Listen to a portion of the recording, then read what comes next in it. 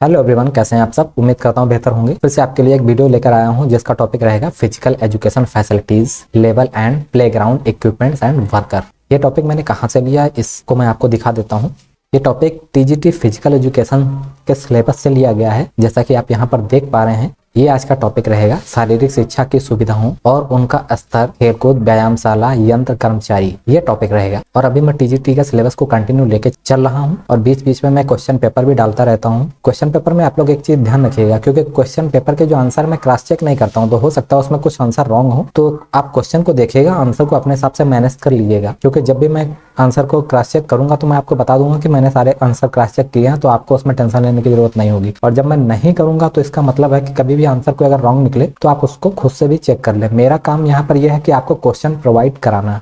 तो ये आपने देख लिया, ये यहाँ पर का सिलेबस है। अब इसको लेकर हम लोग आगे बढ़ते हैं। तो अगर आप चैनल पर नए हैं तो कृपया चैनल को लाइक एंड सब्सक्राइब करें, बेल आइकन बटन को भी प्रेस करें ताकि इन फ्यूचर आने वाले वीडियोस भी आपको मिलते रहें। तो बिना कोई देरी किए हुए हम लोग चलते हैं आज के अपने टॉपिक पर। जैसा कि सामने देख पा रहे हैं, टॉपिक आ गया है physical education facilities, level and playground equipment and worker. Physical education की सुविधाओं, उनका लेवल कैसा होना चाहिए, प्लेग्राउंड कैसे हो, इक्विपमेंट कैसे हो और ग्राउंड पर वर्क करने वाले वर्कर कैसे होने चाहिए, उसके बारे में आज का टॉपिक रहेगा। काफी ज्यादा इंपॉर्टेंट है और काफी बड़ा टॉपिक भी है, मगर इसके बारे में मैं आपको संक्षेप में बताऊंगा। और इसमें ऐसा भी नहीं है कि मैं जो बताऊंगा वही आपको, इसमें बहुत सी चीजें ऐसी होंगी जो आप खुद से भी जानते हैं कि क्या क्या होता है। तो स्टार्ट करते हैं टॉपिक को। तो सबसे पहले हम लोग इसमें देखते हैं फिजिकल एजुकेशन के बारे में थोड़ा सा जान लेते हैं, तो ये टॉपिक समझाने में आसानी रहेगी। जैसा कि आप देख पा रहे हैं यहाँ पर, physical education R P is a subject taught in school around the world. It is usually taught during primary and secondary education and encourage psychomotor learning by using a play and movement exploration setting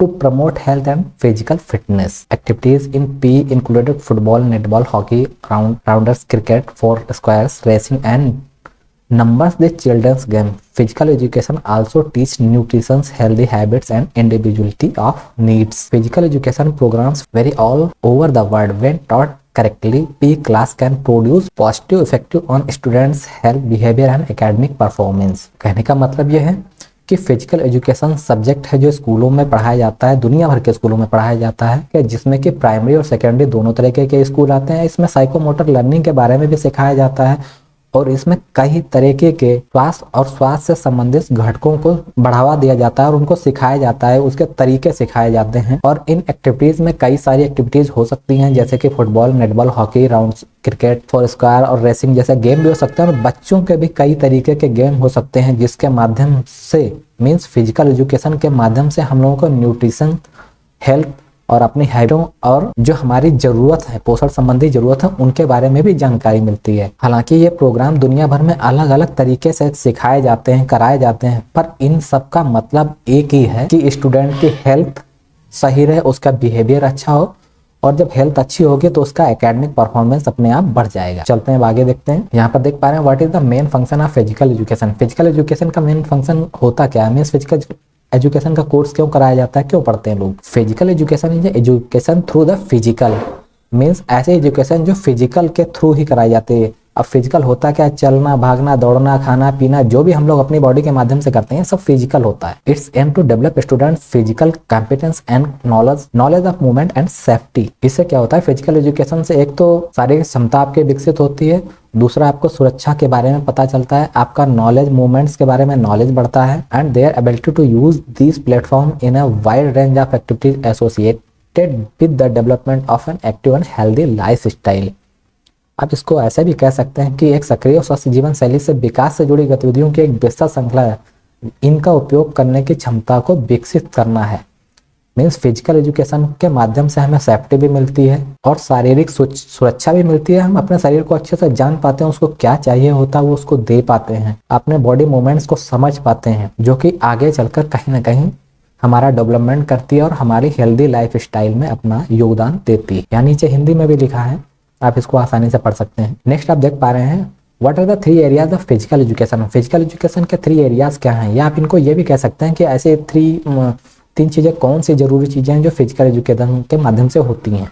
ठीक है, physical education addresses the 3 domains of learning, cognitive और mental skill related to the knowledge of movement effective which addresses growth in feeling और attitude. इसको कह सकते हैं शारीरिक शिक्षा में 3 क्षेत्र विशेष रूप से काम में आते हैं। पहला ये हो गया कि मेंटल स्किल आपकी बढ़ती है, जैसा कि यहाँ पर मेंटल स्किल रिलेटेड जो भी वर्क होते हैं, नॉलेज होता है, उसका ज्ञान आपको होता है। इसके बाद देखें तो affective which addresses growth and feeling और एटीट्यूड्स मीन्स आपका भावनात्मक या व्यवहार में वृद्धि को संबोधित करता है। मेंटल स्किल ही बढ़ती है, जब आप एक प्लेयर से दूसरे प्लेयर के साथ में एक ही टीम में खेलते हैं तो भावनात्मक स्तर भी बढ़ता है और इससे आपके एटीट्यूड में भी वृद्धि होती है कि अगर आप कोई भी गेम या स्पोर्ट्स खेल रहे हैं, हार जीत अपनी अलग चीज है, 2 में से कोई एक हारेगा कोई एक जीतेगा, मगर एक साथ खेलने का और एक फीलिंग जो होती है ना एटीट्यूड की, वो कहीं ना कहीं आपकी मेंटल ग्रोथ को बढ़ावा देती है। आपको आपके अंदर एक तरीके का कॉन्फिडेंस आता है। तो यही तीनों चीजें यहाँ पर दी गई हैं, ये आप देख सकते हैं लिखा है हिंदी में। What are the facilities used in physical activity.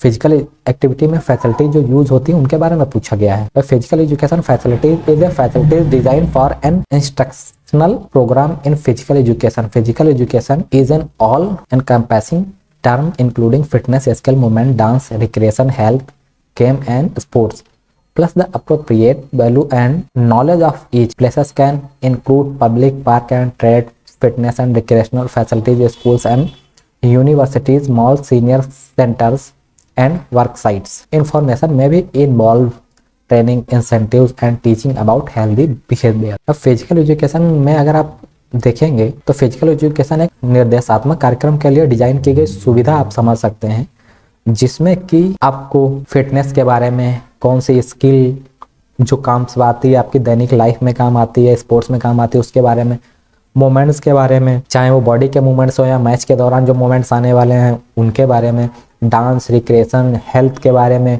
और जो गेम्स हैं उनको सीखने और सिखाने के बारे में, गेम्स के अलावा स्पोर्ट्स के बारे में, और बहुत सी चीज़ें होती हैं जिनके बारे में आपको नॉलेज मिलता है, सीखने के बारे में और सिखाने के बारे में सिखाया जाता है। इसके अलावा भी कुछ और चीजें शामिल हैं, जैसे सार्वजनिक पार्क, ट्रेल्स, फिटनेस, मनोरंजन की सुविधाएं, स्कूल, विश्वविद्यालय शामिल हो सकते हैं, हॉल वगैरह शामिल हो सकते हैं, कार्यस्थल शामिल हो सकते हैं। मगर जब लास्ट में अगर आप देखेंगे तो इनका मकसद बस एक ही होता है कि स्वस्थ रहना, स्वास्थ्य के बारे में जानकारी रखना, अपने स्वास्थ्य को मेंटेन रखना, प्रशिक्षण के बारे में जानकारी रखना और इसको कैसे बढ़ाना, फिजिकल एक्टिविटी को, उसके प्रोत्साहन और शिक्षण के बारे में ज्ञान शामिल है। What are physical facilities. हो सकता है आज मेरी आवाज में थोड़ी सी आपको दिक्कत महसूस हो क्योंकि मुझे फीवर भी है और थोड़ा सा जुकाम की भी शिकायत है, तो कोशिश करिएगा समझने की। The physical fitness consist of all the ground equipments and infrastructures required to create your product quality and profitability are directly affected by the condition of the physical surrounding equipments and work areas regardless of size और scale of your manufacturing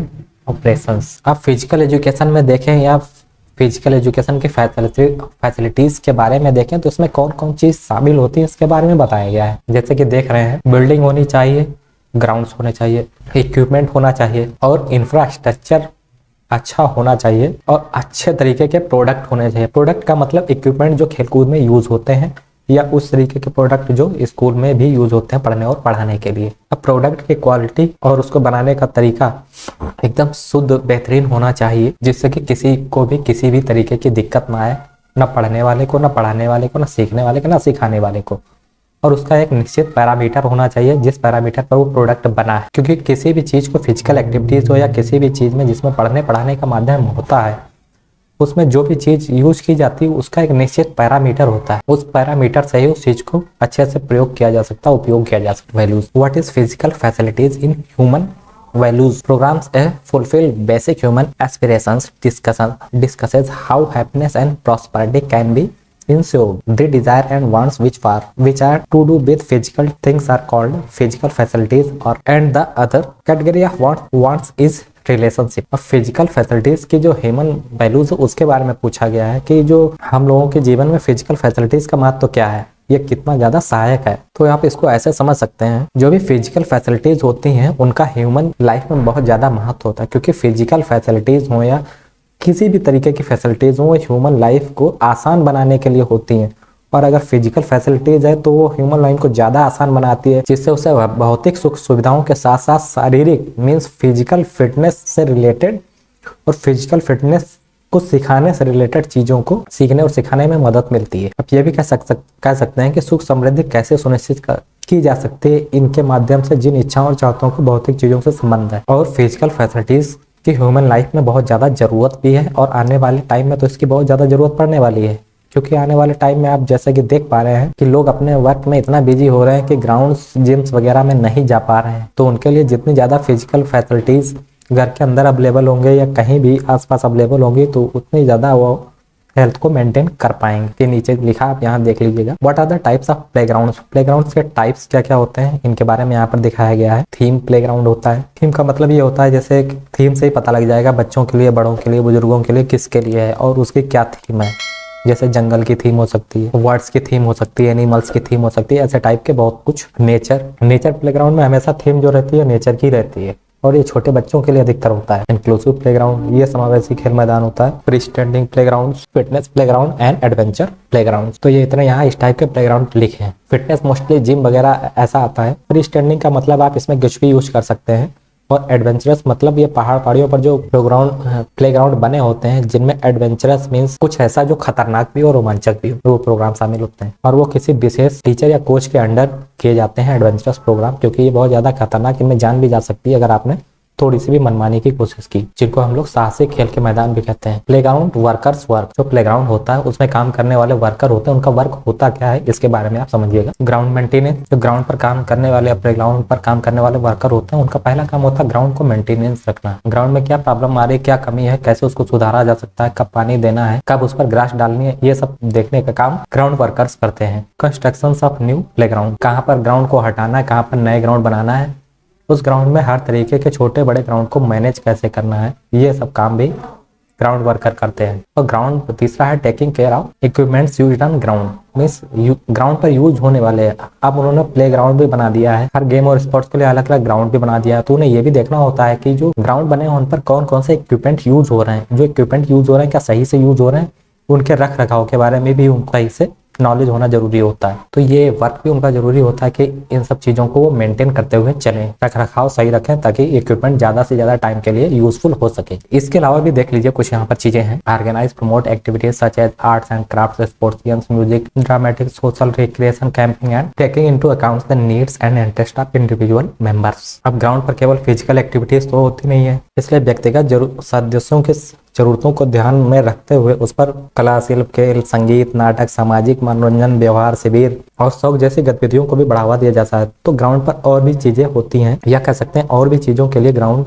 maintenance किया जाता है, जिसका काम ground workers ही करते हैं। तो ground workers का बहुत ज्यादा काम होता है और उन्हें इन सब चीजों पर बहुत ध्यान भी रखना पड़ता है, क्योंकि समाज बदलने के साथ साथ चीजें बदल चुकी हैं। अब इंडोर भी ग्राउंड बन रहे हैं, प्लेग्राउंड्स बन रहे हैं, आउटडोर भी हैं, क्योंकि वक्त के साथ साथ इंडोर आउटडोर दोनों की जरूरत पड़ रही है। तो ये सारा काम ग्राउंड वर्कर्स ही करते हैं, मगर ये किसी अच्छे कोच की देखरेख में ही किया जाता है, क्योंकि अगर आप किसी काम को ग्राउंड वर्कर्स पर ही छोड़ देंगे तो काम अच्छा नहीं हो सकता है। जब तक कि कोई कोच या उसकी देखरेख करने वाला अच्छा हो और उसका नॉलेज भी इतना अच्छा होना चाहिए कि उस सब चीजों को ग्राउंड वर्कर से काम को अच्छे से करा सके। तो इस तरीके से देख लिया आप लोगों ने कि ये टॉपिक यहीं पर कंप्लीट होता है, जिसमें कि शारीरिक शिक्षा की सुविधाओं और उनका स्तर खेल मैदान, व्यायामशाला, यंत्र, कर्मचारी के बारे में बात की गई है। उम्मीद करता हूँ छोटा सा वीडियो है और मैंने काफी संक्षेप में बताया, आपको पसंद आया होगा। तो अगर आपको वीडियो अच्छा लगा तो इसको लाइक शेयर कर सकते हैं। मिलते हैं आपसे नेक्स्ट वीडियो में नए टॉपिक के साथ।